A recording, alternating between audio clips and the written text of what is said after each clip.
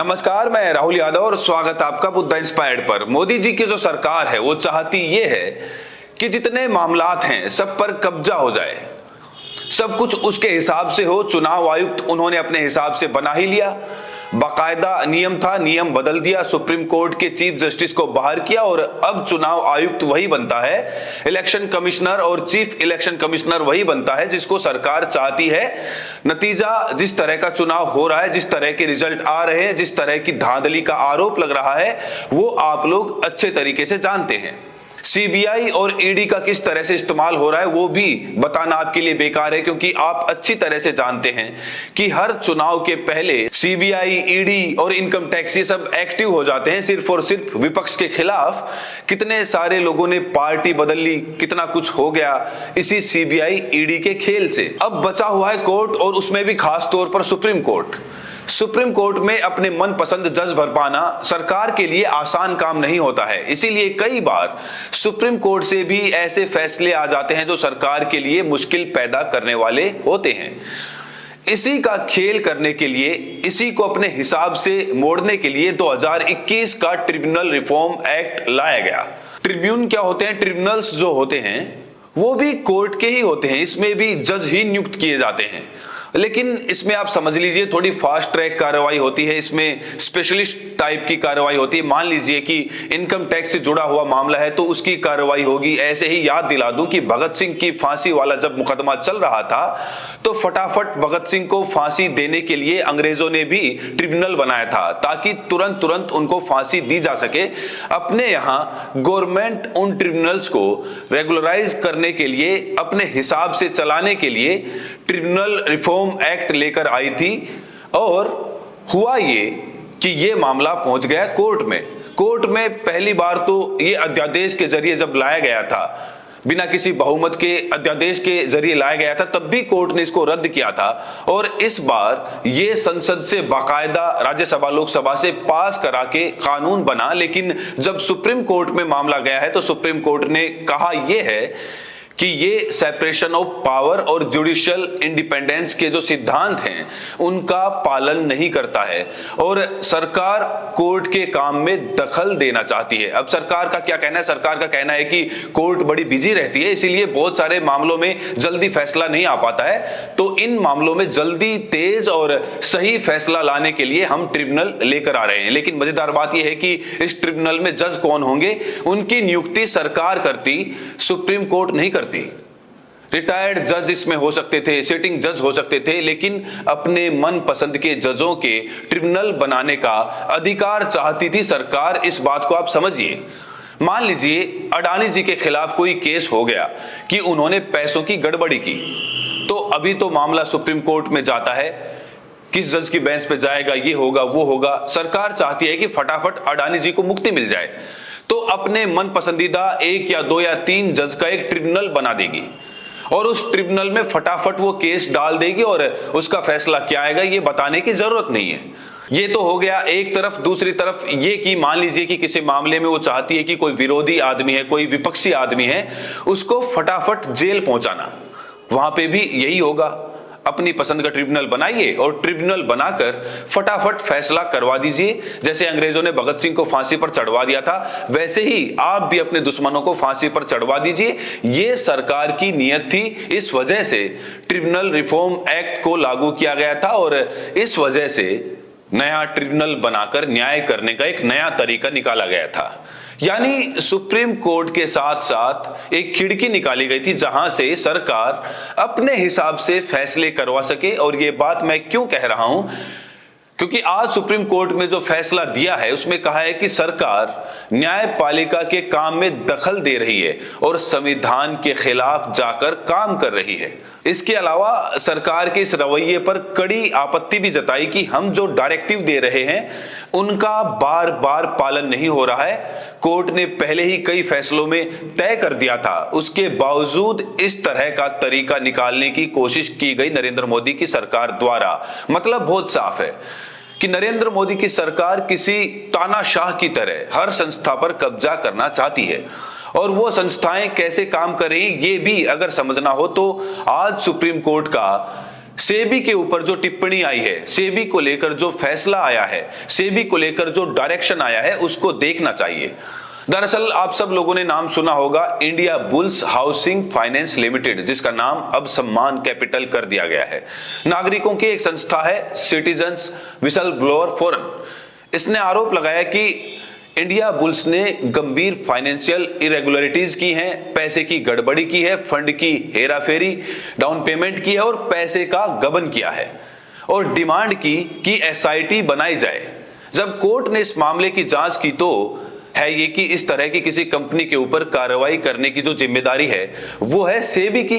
सेबी वही है जिसकी जो चीफ थी, वो मैडम आपको याद होगा, उनके ऊपर अडानी की मदद का आरोप लगा था, उनके खिलाफ केस हुआ, वो कोर्ट में आई तक नहीं, उसके बाद केस खारिज भी हो गया, वो कहां है किसी को नहीं पता, और उस मामले में उनको कुछ नहीं हुआ।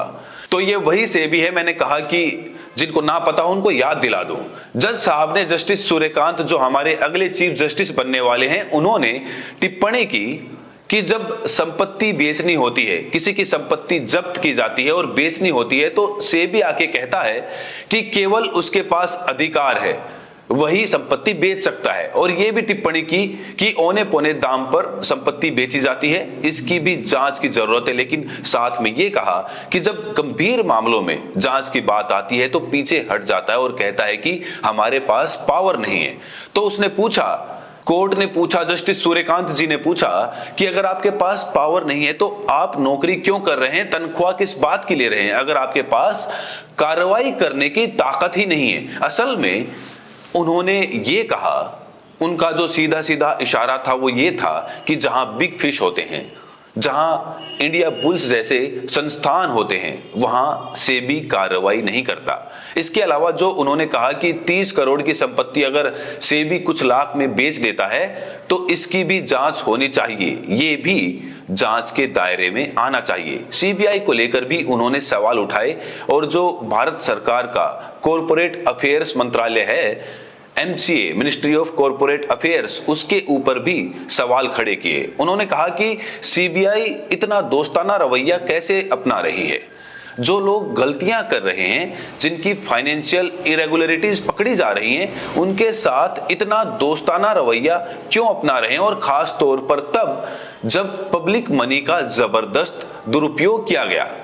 उन्होंने कहा कि बाकी छोड़ो, अगर 10% आरोप भी सही हैं तो बड़े पैमाने पर संदिग्ध लेन देन हुए हैं, शक पैदा होते ही एफआईआर दर्ज की जानी चाहिए। एफआईआर से ही जो दूसरी एजेंसियां हैं, चाहे वो ईडी हो, सेबी हो, ये अपनी जांच मजबूत कर सकें।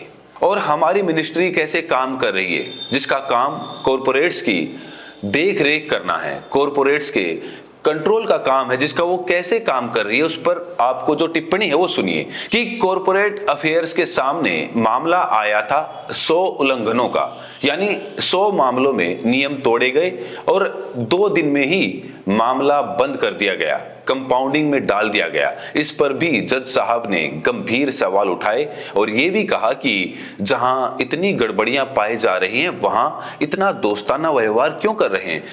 अब आप याद कीजिए कि कुछ मामलों में, खास तौर पर जब विपक्ष का मामला जुड़ा होता है, तो यही एजेंसियां किस लेवल पर जाकर जांच करती है। आप मोहतरम आजम खान का याद कीजिए, 2 पैन कार्ड के मामले में उठाकर उनको फिर से जेल में भेज दिया, भैंस चोरी, क्या क्या, यानी जिसको फंसाना होता है उसके लिए तो कानून की हर धारा का इस्तेमाल कर लिया जाता है। और जहां ये बिग फिश हैं, जहां हजारों करोड़ रुपए के गबन का मामला होता है, वहां 100 बार नियम तोड़े गए और सबको एक ही में कंपाउंड कर दिया गया, सिर्फ और सिर्फ बचाने के लिए। क्यों बचा रही है इतनी बड़ी कंपनियों को अपनी सरकार? मुझे नहीं लगता कि मुझे समझाने की जरूरत, आप अच्छी तरह से जानते हैं कि करोड़पतियों और अरबपतियों के पास ऐसा क्या होता है जिसका इस्तेमाल करके वो अपने ऊपर लगने वाले आरोपों से बच जाते हैं, और जिसकी वजह से सरकार जो है वो उनके साथ दोस्ताना रवैया अपनाती है। आप सोचिए, इसमें जो मूल मामला है, जो बेसिक मामला है, जज साहब ने कहा कि वो मनी लॉन्ड्रिंग का मामला है, प्रेडिकेट ऑफेंस जिसे हम कहते हैं, मूल मामला है वो मनी लॉन्ड्रिंग का मामला है। लेकिन उसके ऊपर अभी तक ईडी ने एफआईआर दर्ज नहीं की है। जो ईडी जरा जरा से मामलों पर विपक्ष के नेताओं और बाकियों के ऊपर एफआईआर और क्या क्या दर्ज कर देती है, छापा डाल देती है, घर घर चेक कर लेती है। वो ईडी मनी लॉन्ड्रिंग के इतने बड़े मामले पर खामोश बैठी है। इसका क्या मतलब निकाला जाए? इसका मतलब ये निकाला जाए कि या तो ईडी से कहा गया है कि भाई ये अपने हैं, इनके ऊपर कार्रवाई नहीं करनी है, या इंडिया बुल्स वालों ने इतना पैसा दिया है कि जिसकी वजह से कार्रवाई नहीं हो रही है, या फिर इसमें कहीं किसी ऐसे आदमी का पैसा तो नहीं लगा है जो सरकार के बहुत करीबी हैं और जिसके खिलाफ सरकार कोई कार्रवाई नहीं करने वाली है। ये सारे सवाल कोर्ट में खड़े हुए हैं। अब आगे देखना है कि कोर्ट से क्या होता है। फिलहाल सीबीआई से नया एफिडेविट मांगा गया है, क्योंकि ईडी को कहा गया है कि सीबीआई पूरे डिटेल शिकायत पत्र दे, एक डिटेल चार्जशीट तैयार करे। जो एडिशनल सॉलिसिटर जनरल हैं, उन्होंने आश्वासन दिया है कि सीबीआई के जो डायरेक्टर हैं वो सारी एजेंसियों के सीनियर ऑफिसर्स की एक मीटिंग बुलाएंगे। इसके साथ साथ दिल्ली के जो पुलिस कमिश्नर हैं उनको ये निर्देश दिया गया है कि ईओडब्ल्यू इकोनॉमिक ऑफिस विंग जो है उसके एक सीनियर ऑफिसर के साथ रिकॉर्ड पेश करेंगे। ये ऑफिसर बताएंगे कि ईडी की शिकायत होने के बावजूद क्यों यह निष्कर्ष निकाला गया कि कोई संज्ञेय अपराध नहीं हुआ, कोई कॉग्निजेबल ऑफेंस नहीं हुआ, यानी अपराध होने के बावजूद इसको अपराध क्यों नहीं माना दिल्ली पुलिस ने। इस पर भी डिटेल मांगी है हमारे माननीय सुप्रीम कोर्ट ने। अब इसके बाद मामला गोल गोल घूमेगा। सुप्रीम कोर्ट सिर्फ बड़ी बातों तक रहेगा या कड़ी सजा भी देगा, ये तो हम आगे देखेंगे। जहां बिना सजा के सजा चल रही है, उमर खालिद का मामला है। आज फिर कोर्ट में सुनवाई थी, जमानत थी, कल फिर होगी। लगातार सुनवाई चल रही है। मैं तो कहूंगा कि इतने बुरे वक्त में कम से कम यही अच्छा है कि सुनवाई चल रही है, वरना तो इतने साल तक सुनवाई ही नहीं चल रही थी। सुनवाई को अगर आप पूरा देखेंगे तो बहुत साफ नजर आता है कि गवर्नमेंट के हाथ में बहुत कुछ है नहीं, कोई खास सबूत नहीं है। लेकिन कैसे भी वो उनकी गिरफ्तारी को लंबा खींचना चाहती है। 5 साल हो गए हैं, 5 साल से सबूत इकट्ठा नहीं हो पाए हैं। उसके बावजूद उमर खालिद, शर्जिल इमाम, खालिद सैफी और बाकी लोगों को लगातार जेल में रखने की कोशिश कर रही है सरकार। अब सुप्रीम कोर्ट इनकी दलीलों को मान के जेल बढ़ाती जाएगी या फिर जमानत देगी, ये तो आगे क्लियर होगा जब सुप्रीम कोर्ट का इस पर फैसला आएगा। एक और मामला है जो आज सुप्रीम कोर्ट में था। सुप्रीम कोर्ट का दिन बड़ा हैपनिंग रहा। आपको पता है कि राज्यपाल लोग जो विधानसभा के बिलों को महीनों सालों सालों रखते हैं, सिर्फ विपक्ष वाले राज्यों में।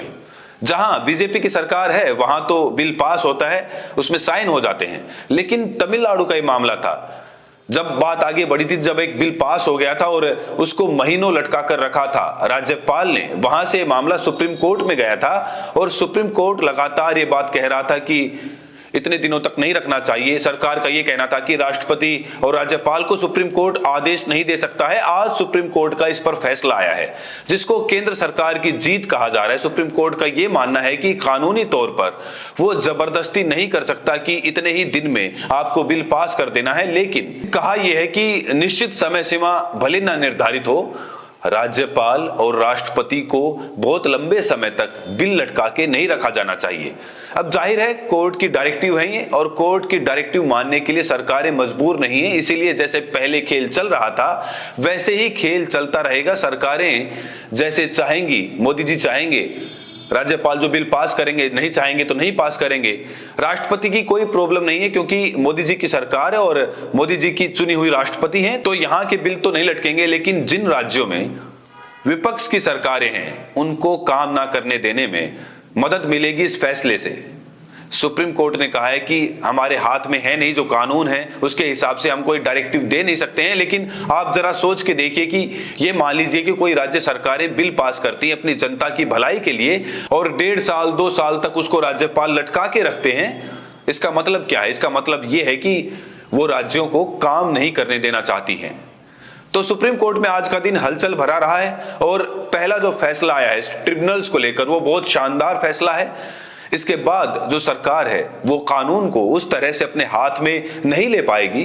दूसरा जिसका मैंने जिक्र किया सीबीआई वाले का, इंडिया बुल्स के मामले में बहुत कड़ी लताड़ लगी है और जो लताड़ सीधे कॉर्पोरेट अफेयर्स मिनिस्ट्री तक पहुंची है, सेबी तक पहुंची है, सीबीआई ईडी तक पहुंची है और दिल्ली पुलिस तक भी पहुंची है। और आखिरी मामला जो राज्यपालों की बिल लटकाने का मामला था, उस मामले में कोई फैसला नहीं आया है, मतलब उसके खिलाफ कोई फैसला नहीं आया है। ये डायरेक्टिव दिया गया है। सुप्रीम कोर्ट आज भी हम सब के लिए एक उम्मीद का मामला है, इसीलिए मैं उम्मीद कर रहा हूं कि उमर खालिद और बाकी लोगों को जमानत के मामले में भी सुप्रीम कोर्ट जल्दी से जल्दी सही, पॉजिटिव और संविधान के अनुसार फैसला देगा।